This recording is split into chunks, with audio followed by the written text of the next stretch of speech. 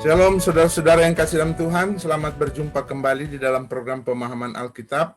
Saat ini saya akan melanjutkan lagi pembahasan mengenai eskatologi atau doktrin tentang hari-hari akhir, atau lebih populer dikatakan akhir zaman. Ini merupakan seri yang kedua. Nah, saudara-saudara yang kasih dalam Tuhan, kita akan melihat terlebih dulu chart di depan kita ini untuk menunjukkan garis besar apa yang kita pelajari minggu yang lalu dan yang kita akan lanjutkan sekarang. Kita lihat di sini adalah peristiwa Yesus disalibkan yang kita rayakan tepat pada hari ini, dan tentu masa-masa sebelumnya, ya, sebelum Kristus tersalib, sebelum Kristus datang, masa perjanjian lama, baru masuk kepada masa gereja. Kita sekarang ini berada pada masa gereja ini. Dan masa gereja ini akan berakhir pada waktu peristiwa rapture, yaitu pengangkatan orang-orang percaya. Sudah dijelaskan pada seri yang pertama, Kristus akan datang di angkasa menjemput orang-orang yang percaya. Setelah itu baru masuk kepada masa tribulasi, ya, masa sengsara besar yang akan berlangsung selama 7 tahun, di mana di sana antikristus mulai bekerja secara nyata, walaupun memang antikristus sudah mulai bekerja untuk melawan, ya, Kristus, itu sudah sejak abad pertama, menyebarkan ajaran-ajaran yang menyesatkan dan yang melawan Kristus, menentang Kristus. Nah, masa sengsara ini itu tidak akan dimasuki oleh orang-orang percaya yang ada sekarang, karena ada pengangkatan orang percaya ke sorga sebelum masuk pada masa sengsara. Baru sesudah itu kedatangan Kristus kedua kali ke bumi, sebelum masa 1000 tahun. Pandangan ini disebut premil, yaitu kedatangan Kristus sebelum 1000 tahun, premil. Sedangkan pengangkatan orang percaya ke sorga sebelum masa tribulasi itu disebut pre-tribulation atau disingkat pre-trib. Nah, saudara yang kekasih dalam Tuhan, kalau minggu lalu kita sudah melihat perbedaan antara kedatangan Tuhan di angkasa, kemudian dengan kedatangan Tuhan ke bumi untuk mendirikan kerajaan Shalom, kerajaan damai 1000 tahun. Nah, hari ini kita akan melihat perbedaan antara pengadilan Kristus, ini digambar ini, ya, tahta pengadilan Kristus, dan kemudian tahta putih, ini di ujung kerajaan 1000 tahun. Nah, bagian pertama kita akan lihat mengenai pengadilan Kristus. Di dalam bahasa Yunani, di sana dikatakan bema. Bema itu adalah tribun. Ketika mendengar kata tribun, tentu langsung kita terpikirkan bahwa itu adalah tempat di mana seseorang yang juara akan menerima hadiah, apakah emas, medali perak, atau perunggu. Nah, di dalam 2 Korintus 5 ayat 10, di sana memberikan penjelasan kepada kita bahwa ini adalah tempat pengadilan orang-orang percaya. Jadi orang-orang yang percaya pada saat ini, dia pasti ke sorga. Bukan oleh karena perbuatannya, bukan karena usahanya, tetapi oleh karena karya Kristus di kayu salib. Dengan Kristus mati di kayu salib, menebus dosa manusia, dan kebangkitannya dari orang mati, maka setiap orang yang percaya kepadanya tidak binasa, melainkan beroleh hidup yang kekal. Itulah makna kematian Kristus yang hari ini kita rayakan, ya, di seluruh dunia, bahwa dia mati di sana untuk mengerjakan keselamatan bagi kita. Oleh karena itu, orang-orang yang sudah menerima Kristus, orang-orang tersebut sudah diselamatkan. Nah, pada waktu kedatangan Tuhan di angkasa menjemput orang-orang percaya, dia akan menghadap terlebih dahulu pengadilan Kristus. Ada dua pandangan mengenai pengadilan Kristus ini. Peristiwa itu terjadi, ada yang berpandangan itu terjadi di angkasa pada waktu ketemu dengan Tuhan, ada yang berpandangan itu nanti ketika berada di sorga. Tetapi apapun pandangan itu, jelas bahwa pengadilan Kristus itu diperuntukkan bagi orang-orang yang percaya. mereka diadili di sana bukan lagi kaitan dengan apakah mereka selamat ke sorga. Karena mereka sudah pasti ke sorga, karena mereka adalah orang-orang yang percaya kepada Kristus. Sedangkan pengadilan Kristus itu kaitan dengan Tuhan akan menunjukkan kepada kita catatan-catatan dari kitabnya tentang apa yang kita buat dalam hidup ini setelah kita diselamatkan. Apakah kita hidup di dalam kehendak Tuhan, melakukan kehendak Tuhan, atau tidak. Nah, di sana tentu akan ada kaitan dengan pemberian mahkota atau pemberian upah. Jadi tujuan dari kita diadili di tahta pengadilan Kristus adalah untuk pemberian upah atau mahkota secara adil. Karena Tuhan pasti akan berlaku adil terhadap kita orang-orang yang percaya. Nah, mari kita lihat bersama terlebih dahulu 2 Korintus 5 ayat 10, ayat yang menjelaskan tentang tahta pengadilan Kristus. Dikatakan sebab kita. Jadi kita lihat bahwa Rasul Paulus menggunakan istilah kita, tentu termasuk dirinya ya sebagai orang percaya. Berarti kata kita ini menunjuk kepada orang-orang yang percaya. Sebab kita semua harus menghadap tahta pengadilan Kristus. Jadi di sini dijelaskan adalah tahta pengadilan. Supaya setiap orang memperoleh apa yang patut diterimanya. Semua orang, setiap orang memperoleh apa yang patut diterimanya. Sesuai dengan yang dilakukannya dalam hidupnya ini baik ataupun jahat. Yang patut diterimanya ini adalah kaitan dengan upah atau mahkota. Bukan soal selamat ke sorga, karena itu bukan upah. Selamat ke sorga itu adalah anugerah Allah, bukan upah yang kita perjuangkan. Tetapi ini kaitan dengan mahkota yang Tuhan siapkan bagi orang yang percaya. Nah, Tuhan akan memberikan mahkota, apakah mahkota emas, perak, batu permata, kayu, rumput kering atau jerami, itu tergantung dari bagaimana kita menjalani hidup ini setelah kita diselamatkan. Apakah kita menjalani hidup ini dengan baik, menjalaninya di dalam Tuhan, melakukan kehendak Tuhan, atau kita hidup jahat, dalam arti kita tidak hidup sesuai dengan apa yang Tuhan inginkan, meskipun kita sudah anak-anak Tuhan, tapi melakukan hal-hal yang tidak berkenan kepada Tuhan. Nah, ini ada kaitan dengan upah, ada kaitan dengan mahkota yang Tuhan akan berikan kepada kita kelak nanti pada waktu kita diangkat ke sorga. Mari kita lihat ayat yang berikut, kaitan dengan upah. Dalam 1 Korintus 3 ayat 10-15. Ayat 10 dikatakan sesuai dengan kasih karunia Allah yang dianugerahkan kepadaku, kepada Paulus. Aku, Paulus, sebagai seorang ahli bangunan yang cakap, jadi dia mengumpamakan dirinya seperti seorang ahli bangunan, telah meletakkan dasar. Jadi tentu kalau kita membangun rumah, maka lebih dahulu yang dibangun itu adalah dasar. Nah, Paulus telah meletakkan dasar. Dan dasar yang diletakkan Paulus adalah Injil keselamatan. Nah, orang-orang di Korintus sudah menerima Injil keselamatan itu. Berarti mereka sudah memiliki dasar rohani, yaitu Kristus. Mereka sudah memiliki dasar itu. Selanjutnya dikatakan, dan orang lain membangun terus di atasnya.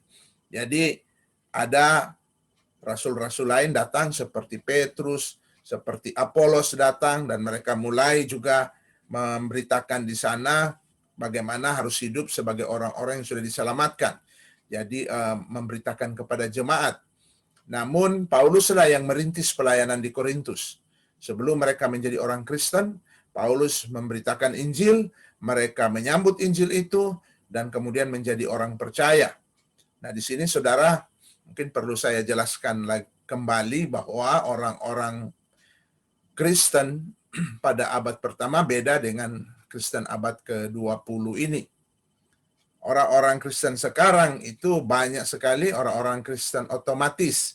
Maksudnya ketika lahir saja sudah dikasih nama Paulus, Yohanes. Langsung dibawa ke gereja karena orang tuanya beragama Kristen.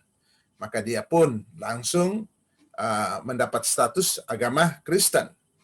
Tetapi ada banyak orang yang dilahirkan di dalam agama Kristen, tetapi seumur hidupnya dia tidak pernah mengalami apa yang dikatakan lahir kembali di dalam keluarga Allah, lahir baru. Dia tidak pernah mengalami itu. Mungkin saja dia aktif di dalam gereja, di dalam pelayanan. Dalam video saya yang lalu pernah saya menjelaskan bahwa ada banyak orang yang belum diselamatkan namun giat untuk Allah.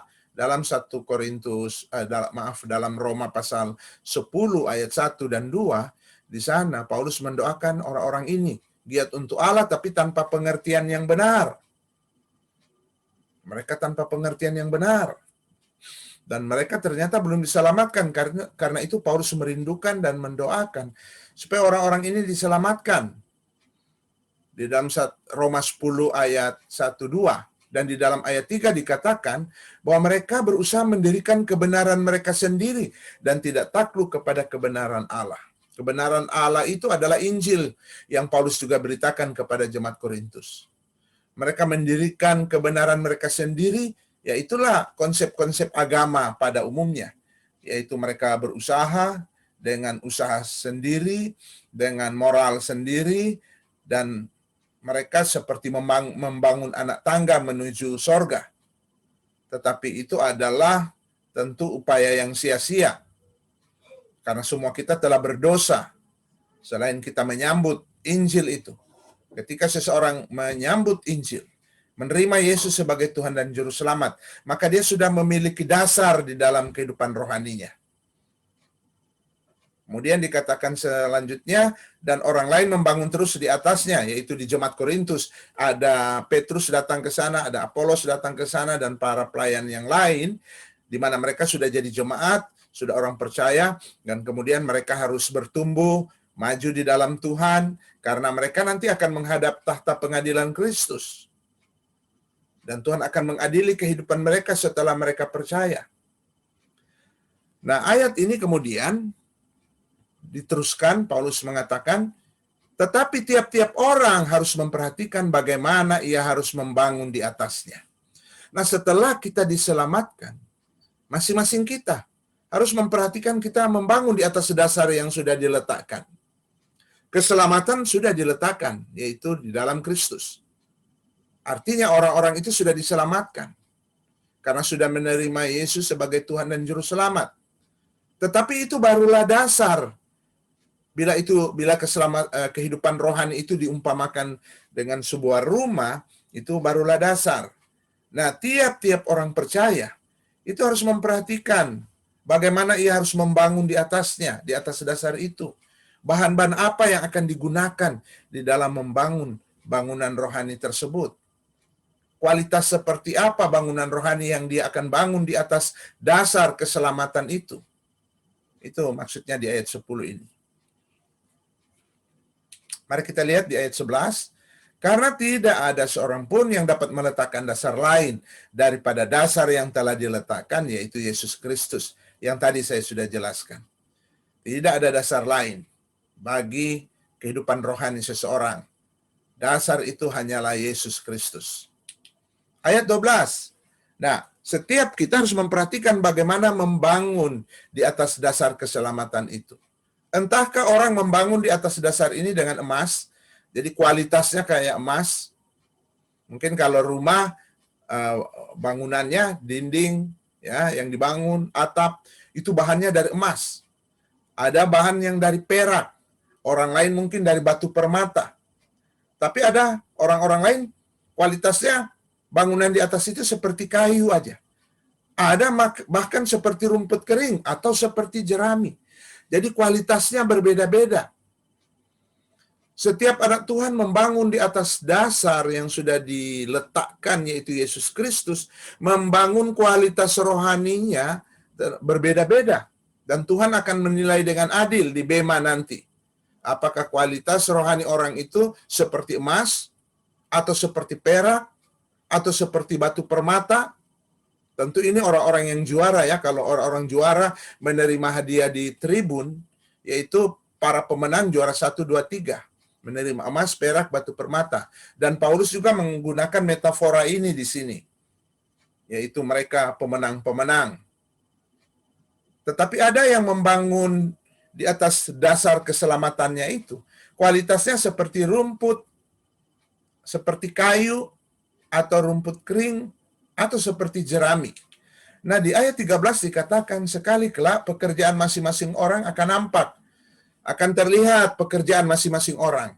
Akan terlihat kualitas hidup anak-anak Tuhan. Akan terlihat secara jelas apakah kualitasnya seperti emas, perak, batu permata, atau kualitasnya seperti kayu, rumput kering, atau jerami. Apalagi pada hari Tuhan akan datang. Nah, karena hari Tuhan akan menyatakannya.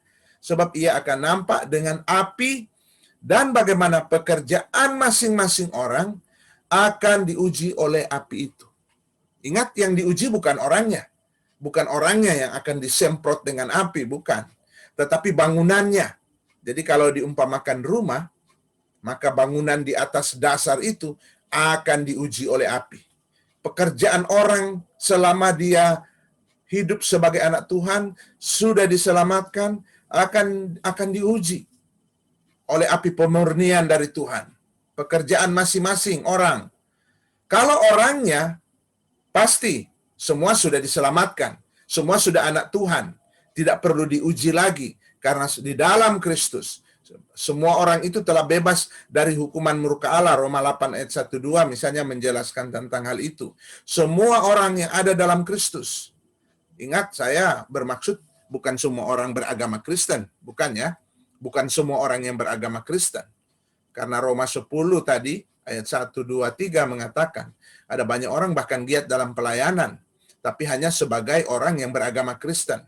Dengan kata lain, ya Kristen KTP. Ya, Kristen tanpa pengharapan. Tetapi orang-orang yang sudah dilahirbarukan oleh Roh Kudus, karena dia sudah mendengar Injil, dan mempercayainya, dan dia mengalami penebusan oleh Kristus. Nah, orang-orang inilah pekerjaan mereka setelah mereka diselamatkan akan diuji oleh api itu. Nah, mari kita lihat hasilnya. Ayat 14. Jika pekerjaan yang dibangun seseorang tahan uji, nah kalau emas itu diuji dengan api, tetap dia terlihat kemurniannya, dia tidak akan pernah gosong. Malah kalau emas itu akan semakin terlihat bahwa dia emas, ya, semakin mengkilap. Begitu juga batu permata, ya. Begitu juga perak. Ini adalah bahan-bahan yang akan tetap bertahan kalau diuji dengan api. Maka apa yang terjadi? Ia akan menerima upah. Jadi anak Tuhan setelah diselamatkan dan kemudian dia mulai hidup mengikut Tuhan, mengiring Tuhan, melayani Tuhan, tentu masih ada kelemahan-kelemahan dia alami dalam kehidupannya mengiring Tuhan, dalam kehidupan melayani Tuhan, tapi dia mengalami pertumbuhan dari hari ke hari, naik terus, maka mungkin kualitasnya itu dikategorikan seperti emas. Atau ada yang di bawah itu perak. Atau ada juga yang di bawah, lebih di bawah, yaitu batu permata atau perunggu. Tetapi ini adalah bahan-bahan yang kalau diuji tetap bertahan. Maka dia mendapat upah, mendapat mahkota. Jadi orang yang sudah diselamatkan, perbuatannya itu bukan lagi untuk menentukan apakah keselamatannya itu tetap atau keselamatannya hilang. Bukan seperti itu. Karena keselamatan kita tetap.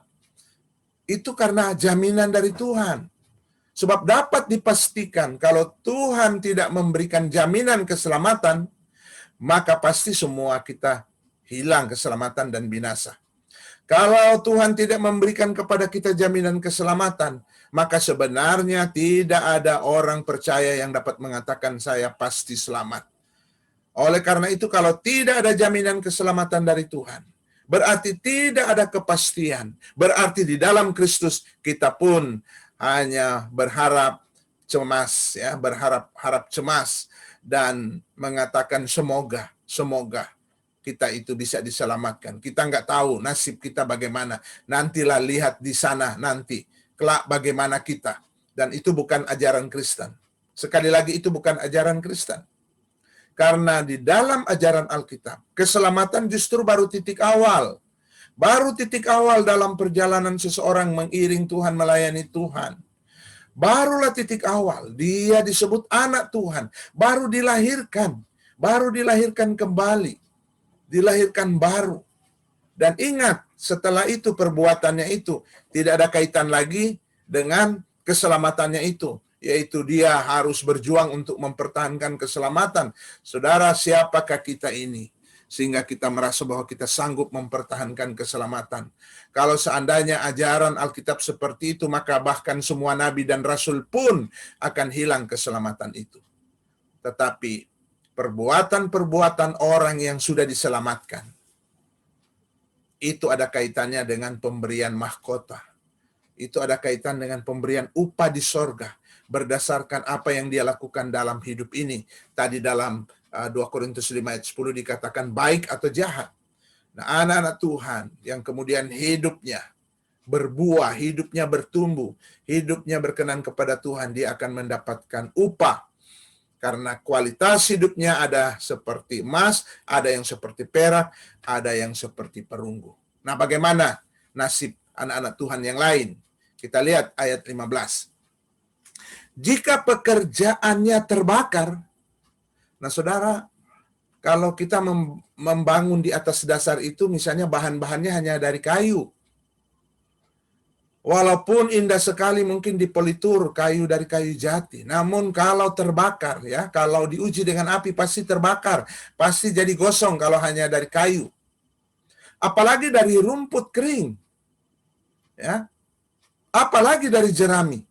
Api belum kena, udah terbakar, dia udah menyala. Nah, bagaimana dengan orang-orang seperti itu? Ini adalah anak-anak Tuhan yang kualitas kerohaniannya, kehidupannya itu dikatakan jahat atau tidak baik. Dia sudah anak Tuhan. Kenapa? Karena anugerah Tuhan yang dia sudah terima ketika dia diselamatkan. Tetapi setelah dia diselamatkan, kehidupannya tidak berubah, atau kehidupannya tidak bertumbuh, atau pelan sekali. Perubahannya lambat sekali, sehingga sampai pada akhir hidupnya didapati ternyata kualitasnya hanya seperti kayu.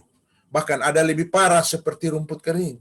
Dan ada juga anak Tuhan yang kehidupannya lebih parah, yaitu seperti jerami. Nah, apa nasib mereka? Ia sendiri akan diselamatkan. Itu dikatakan di sana. Ia sendiri akan diselamatkan. Seperti tadi saya katakan, bahwa sebenarnya perbuatan kita itu bukan kaitannya dengan kita menjamin keselamatan. Kalau seandainya perbuatan kita setelah terima Yesus kaitan dengan menjamin keselamatan kita bisa tetap atau hilang, bahkan mereka yang dikategorikan hidup mereka, kualitas mereka seperti emas, saya yakin hilang juga keselamatannya. Kenapa? Karena orang yang kualitas rohaninya seperti emas sekalipun, bukan berarti mereka tidak pernah gagal, bukan berarti mereka tidak pernah jatuh lagi dalam dosa. Harus berapa dosa sehingga keselamatan itu hilang? Kalau ukurannya adalah pada kehidupan kita sebagai manusia, walaupun kita adalah orang-orang yang sudah diselamatkan, ingat, Adam hanya satu kali buat dosa, mengambil buah yang Tuhan larang. Tidak ada peringatan pertama, peringatan kedua, peringatan ketiga. Langsung Tuhan bilang, keluar, keluar dari taman ini. Kenapa? Karena dia maha suci. Oleh karena itu kepastian dan jaminan keselamatan seseorang diperoleh karena Kristus. Di dalam Yohanes 10 ayat 28 di sana dikatakan oleh Yesus, dan aku memberikan hidup yang kekal kepada mereka, dan mereka pasti tidak akan binasa sampai selama-lamanya, dan seorang pun tidak dapat merebut mereka dari tanganku. Ini jaminan yang diberikan oleh Tuhan Yesus. Oleh karena itu di dalam kekristenan ada kepastian. Kalau kita mengatakan keselamatan bisa hilang, maka berarti tidak ada kepastian. Siapa yang bisa bilang pasti kalau ternyata ada kemungkinan keselamatan itu hilang? Maka tidak ada kepastian. Dan kalau tidak ada kepastian, maka tidak ada hal istimewa di dalam kekristenan. Tidak ada hal istimewa di dalam pengorbanan Kristus. Karena ternyata pengorbanan Kristus tidak dapat menjamin bahwa orang yang percaya kepadanya diselamatkan. Oleh karena itu ajaran yang mengatakan keselamatan orang yang sudah menerima Kristus bisa saja hilang, itu menghina karya Kristus di kayu salib yang sudah sempurna. Di sini kita lihat kalau pekerjaannya terbakar, apa yang terjadi? Apa nasib anak-anak Tuhan yang pekerjaannya terbakar, yang kualitasnya parah seperti kayu atau seperti rumput kering atau seperti jerami? Apa yang dikatakan di sini? Mereka tetap diselamatkan, tetapi seperti dari dalam api. Saudara, kita sedang tidur mungkin ya, malam hari, tiba-tiba ada kita dengar teriakan orang-orang, kebakaran, kebakaran, kebakaran. Saya kira kita langsung lompat dari tempat tidur, ya. Kemudian menabrak pintu, langsung keluar. Kita tidak ada berpikir, waduh, mau cari dulu berangkasnya ada di mana. Kita tidak ada berpikir, mau ambil dulu barang saya yang mahal. Ketika api memang sudah menjilat rumah kita, saya kira orang yang bijaksana dia akan langsung keluar. Tetapi ada orang yang mungkin tetap tertidur pulas, ya. Dia merasa, wah ini hangat-hangat ini. Ya mungkin dia sedang kedinginan, ya. Dan kemudian ada hangat-hangat, wah enak ini. Dia tetap tidur. Dia tidak menyadari bahwa rumahnya sedang terbakar. Atau ada orang yang bodoh, yaitu sudah terbangun, tapi sibuk dia mencari hal-hal yang dia akan bisa selamatkan. Padahal api memang sudah hampir memusnahkan rumahnya. Baru kemudian dia mendapat kesempatan untuk keluar. Tetapi seperti orang yang keluar dari api, ya, rambutnya sudah terbakar, ya, sudah botak dia, pakaiannya terbakar, mungkin kulit-kulitnya juga terbakar, gosong juga badan-badannya, tapi ia selamat. Artinya orang tersebut tetap diselamatkan masuk sorga, tetapi dia tidak menerima apa-apa. Dia masuk sorga dalam keadaan botak, dia masuk sorga dalam keadaan kosong, karena semua mahkota yang disediakan bagi dia terbakar. Dia tidak berhak untuk menerima hadiah. Dia tidak berhak untuk menerima trofi. Hanya mereka yang memiliki kualitas yang baik yang akan menerima mahkota. Tetapi anak-anak Tuhan yang kehidupannya parah seperti tadi, maka dia tidak akan menerima mahkota, tetapi ia sendiri akan diselamatkan. Nah, saudara, 1 Korintus 3 ini, ayat 10-15 sedang menjelaskan peristiwa di Bema atau di pengadilan Kristus, pengadilan orang-orang yang percaya. Pada saat ini, ketika Tuhan datang menjemput kita, maka kita akan diadili. Apakah pengadilan itu di angkasa atau pengadilan itu di sorga, bahwa kita akan diadili karena Tuhan akan memberikan mahkota kemuliaan kepada kita, mahkota kebenaran, mahkota kesetiaan dengan adil. Ya, saudara-saudara, mari kita kembali lihat lagi chart ini. Ini zaman gereja, zaman kita sekarang, kemudian akan berakhir dengan pengangkatan orang-orang percaya dan mereka akan menghadap tahta pengadilan Kristus yang baru kita bahas tadi. Dan disinilah orang-orang ditentukan apakah dia menerima mahkota atau tidak. Baru kemudian ada masa sengsara. Setelah masa sengsara ada kedatangan Tuhan kedua kali ke bumi. Kedua kali ke bumi untuk mendirikan kerajaan 1000 tahun. Untuk mendirikan kerajaan 1000 tahun. Kemudian di sini ada orang juga percaya yang bangkit memasuki kerajaan 1000 tahun, yaitu yang dibunuh pada masa antikristus. Dan Tuhan tentu juga memberikan kepada mereka mahkota sesuai dengan apa yang mereka capai di sini. Tetapi di sini berbicara tentang tahta putih. Nah, tahta putih ini itu adalah tempat penghakiman orang-orang yang tidak percaya. Orang-orang yang tidak percaya di sepanjang zaman, mulai dari PL, terus zaman kita ini terus sampai pada masa tribulasi, mereka itu akan bangkit pada waktu akhir dari kerajaan 1000 tahun. Mereka akan menghadap tahta putih. Semua mereka yang menghadap tahta putih ini akan pergi ke neraka. Loh, tapi kenapa mereka dihakimi lagi? Kenapa tidak langsung aja Tuhan membuang mereka ke neraka? Karena Tuhan akan menghukum mereka di neraka dengan adil. Tuhan akan menghakimi mereka di neraka sesuai juga dengan perbuatan mereka. Sudah tentu Tuhan udah tahu, ya, secara adil hukuman di neraka akan berlaku kepada masing-masing orang yang tidak percaya itu. Namun tahta putih tentu akan menunjukkan kepada manusia yang tidak percaya, orang-orang yang tidak percaya di sepanjang zaman, bahwa Tuhan akan memperlakukan mereka dengan adil. Nah, untuk jelasnya mari kita lihat ayat-ayat berikut.